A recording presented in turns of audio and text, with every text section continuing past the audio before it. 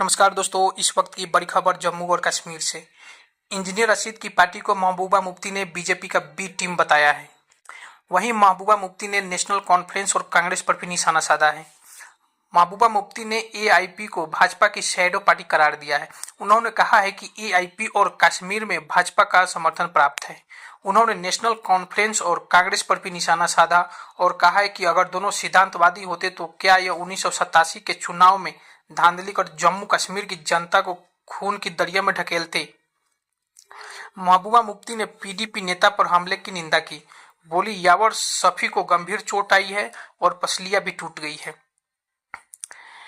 People democratic party की यानी PDP की अध्यक्ष और पूर्व मुख्यमंत्री महबूबा मुफ्ती ने सोमवार को दावा किया कि आतंकी फंडिंग के आरोप में तिहाड़ जेल में बंद इंजीनियर रशीद की पार्टी जम्मू कश्मीर के अवाम की नहीं बल्कि भाजपा की एक शैडो पार्टी है। उन्होंने कहा है कि कश्मीरियों को ऐसे राजनीतिक दलों और नेताओं से दूर रहना चाहिए। इंजीनियर रशीद की पार्टी का नाम अवामी इत्तेहाद पार्टी एआईपी है।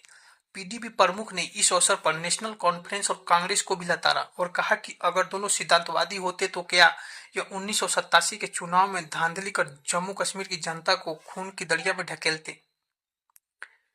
इंजीनियर रशीद ने ही लोकसभा चुनाव में बारामुल्ला सीट पर उमर अब्दुल्ला और सज्जाद गनी लोन जैसे दिग्गजों को हराया है।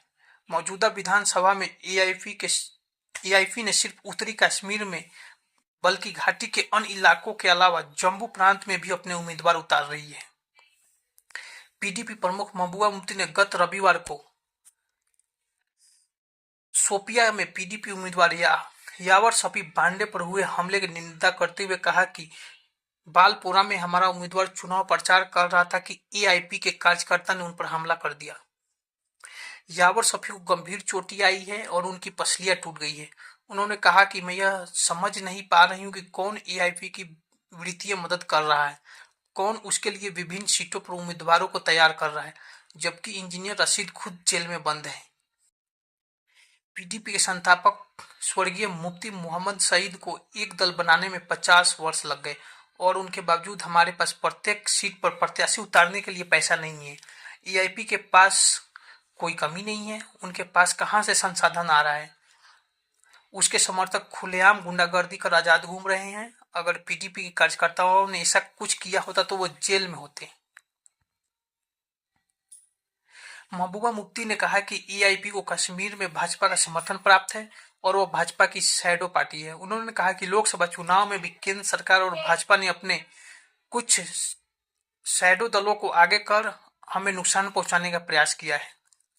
अब भाजपा पुराने शैडो दलों के बेनकाब होने के बाद कुछ नए शैडो संगीनों को हवा दे रही है। एआईपी भी इनमें से एक है।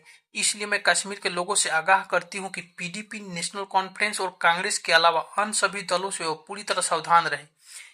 इन 3 दलों के अलावा अन्य सभी दलों को भाजपा का प्रत्यक्ष परोक्ष समर्थन प्राप्त है। इनका मकसद सिर्फ कश्मीर के हितों को नुकसान पहुंचाना है।